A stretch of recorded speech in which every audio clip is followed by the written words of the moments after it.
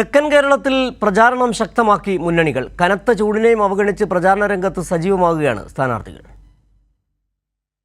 പത്തനംതിട്ടയിലെ LDF സ്ഥാനാർത്ഥി doctor TM Thomas Isaac Kanjirappally മണ്ഡലത്തിലെ വിവിധയിടങ്ങളിൽ പിന്തുണ തേടിയെത്തി.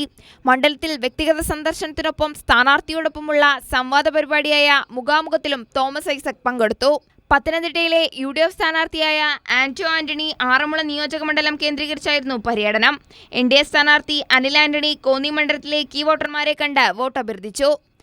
ആറ്റിങ്ങലിലെ യുവ വോട്ടർമാരുടെ മനസ്സ് കീഴടക്കിയാണ് ഇടതുമുന്നണി സ്ഥാനാർത്ഥി വി ജോയിയുടെ പര്യടനം. ജോയ്ഫുൾ ക്യാമ്പസ് എന്ന വ്യത്യസ്തമായ പ്രചാരണ പരിപാടിയുടെ ഭാഗമായി നെടുമങ്ങാടിലെ വിവിധ ക്യാമ്പസുകൾ ജോയ് സന്ദർശിച്ചു. പാറശാല മണ്ഡലത്തിലെ കോളേജുകളിലും പൊതുയിടങ്ങളിലുമാണ് തിരുവനന്തപുരം ലോക്സഭാ മണ്ഡലം LDF സ്ഥാനാർത്ഥി പന്ന്യൻ രവീന്ദ്രൻ പ്രചാരണത്തിനിറങ്ങിയത്. UDF സ്ഥാനാർത്ഥികളായ ശശി തരൂരും അടൂർ പ്രകാശും പ്രധാനമായും പാർട്ടി പരിപാടികളിലാണ് പങ്കെടുത്തത്. ക്ഷേത്രങ്ങളും മറ്റിടങ്ങളും കേന്ദ്രീകരിച്ചാണ് NDA സ്ഥാനാർത്ഥികളായ വി മുരളീധരന്റെയും രാജീവ് ചന്ദ്രശേഖരന്റെയും പര്യടനം. കൊല്ലം ലോക്സഭാ മണ്ഡലം ഇടതുമുന്നണി സ്ഥാനാർത്ഥി M മുകേഷിന് ഇന്ന് ചടയമംഗലം നിയോജക മണ്ഡലത്തിൽ വെളിനെല്ലൂർ ഇട്ടിവ പഞ്ചായത്തുകളിൽ 50ഓളം കേന്ദ്രങ്ങളിൽ സ്വീകരണം നൽകി. UDF സ്ഥാനാർത്ഥി NK പ്രേമചന്ദ്രന് വിവിധ കേന്ദ്രങ്ങളിൽ സ്വീകരണം നൽകി. BJP സ്ഥാനാർത്ഥി കൃഷ്ണകുമാർ ഇന്ന് കൊട്ടിയത്ത് നിന്ന് കൊല്ലത്തേക്ക് റോഡ് ഷോ നടത്തും.